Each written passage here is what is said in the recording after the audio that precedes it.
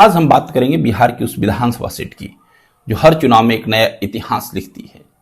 पालीगंज विधानसभा क्षेत्र, पालीगंज यानी धान का कटोरा पर राजनीतिक हलचलें हमेशा उबाल पे रही हैं। कभी कांग्रेस का गढ़, कभी राजद का गढ़ और अब वामपंथ की मजबूत पकड़। पालीगंज जहां जनता हर 5 साल में सत्ता का समीकरण पलट देती है, आइए उसी पालीगंज के बारे में हम आज जानते हैं, समझते हैं।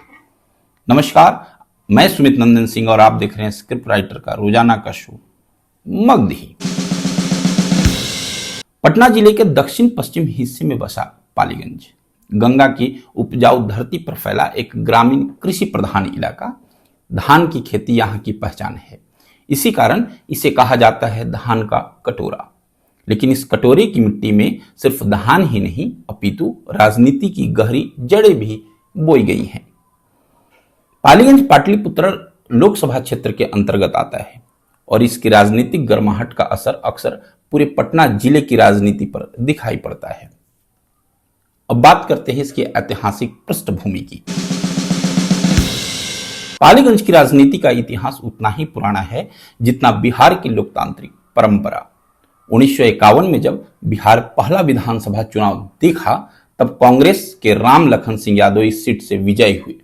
राम लखन सिंह यादव और चंद्रदेव प्रसाद वर्मा, दो ऐसे नाम जिन्होंने दशकों तक इस क्षेत्र की राजनीति को परिभाषित किया।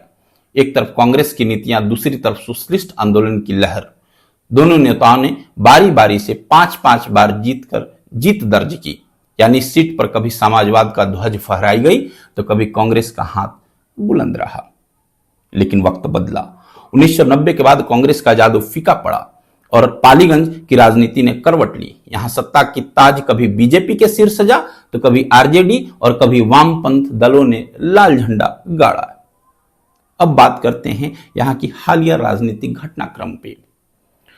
2020 का चुनाव पालीगंज की राजनीतिक इतिहास में मील का पत्थर साबित हुआ, क्योंकि इस बार जनता ने स्थापित समीकरणों को तोड़ते हुए सीपीआई एमएल यानी भाकपा माले के उम्मीदवार डॉक्टर संदीप सरोव को भारी बहुमत से जिताया।